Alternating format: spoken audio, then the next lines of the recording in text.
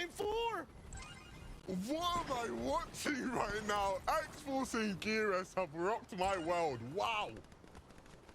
2 back-to-back 1v2s. And 2 players who just refuse to go down. They want to stay in this game. How did X-Force get here? How did he even get here? We're about to watch a replay of the elimination. I'm wondering how he even got to this spot. The first one, up top. Take that fight yourself. What a shot, too. Over 100 damage. And then he moves in that bush.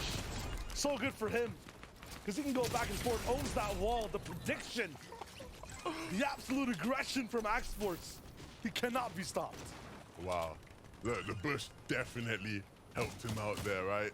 I can't see it happening without it, but nevertheless, making use of what he had. Darker and Clone, though. Okay. Finishing things off. Yeah, we're not gonna get... Look. We've had more than enough 1v2s here. We're not getting another one. Zangi will fall there. Oh, Bad Sniper's in that spot. Patterns, all legit now. One thing, too, that's come back to be absolutely normal is the way the zones are going in EU. All the way now towards the north again. I feel for anyone landing in Faulty. I know it's one of the god spots, has a lot of loot, but that place never gets zoned. Ever. Like, not once. It definitely feels that way, right? Yeah. It definitely feels that way. I think we had one day in qualifier, like 2, where like we had like 3 faulty zones, and I was like, yeah, those are your 3 faulty zones. All those points were nullified. They don't even count. It definitely feels that way. Sometimes with the diversity of the map, it literally looks like a different game entirely. Watching these fights in the autumn wood, and then you get all the way up towards that icy lake. Thomas HD, Malibuca taking their time, skating around the map. Kyrie with Vexy. No Luca for the assist. He's looking for his next shot. Ping gonna be caught between 2 different walls, but it's gonna be fine. It's Kyrie's there to bail him out. Didn't expect to see them fighting too much here in this Lonely Lab sort of area, but they need the damage, they need the surge. Dealing with things appropriately, Marine and Paco. They've benefited from all of this chaos here at Faulty. Been able to get surge out of this spot consistently and make it deep in these games. Uncharacteristic misses from Marine as well. They invested a lot of time to stay in this spot at Faulty. They were hoping that one duo would rotate. Hoping to get about 100 damage at least off of spawn. Unfortunately, with those misses, that's not going to be possible.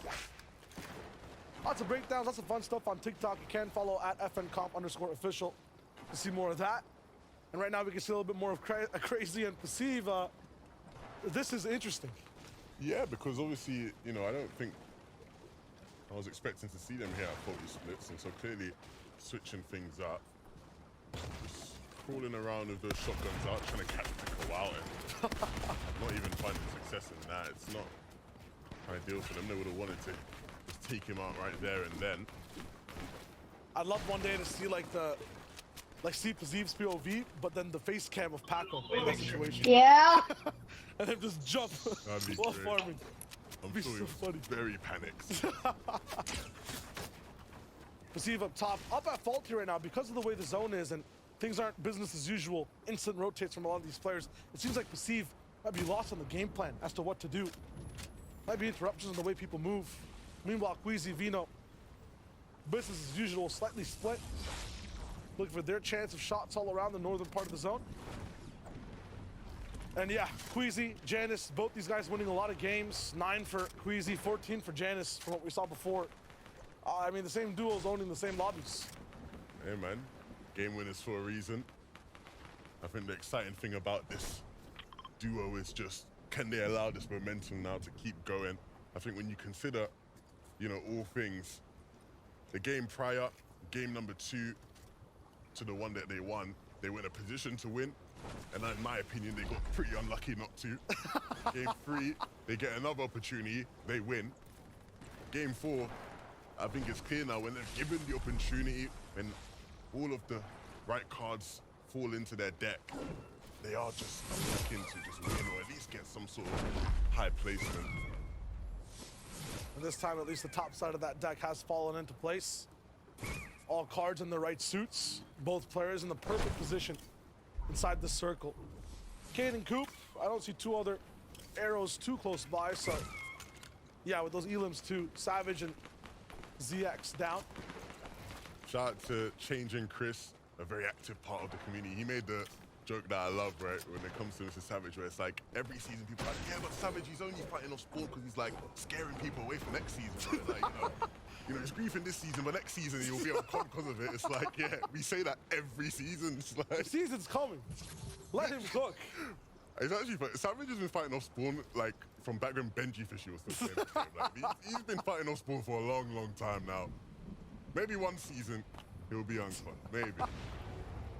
I have to look into Karmi's Tesseract to see which season that'll be in the future, somewhere in space. Maybe chapter 7.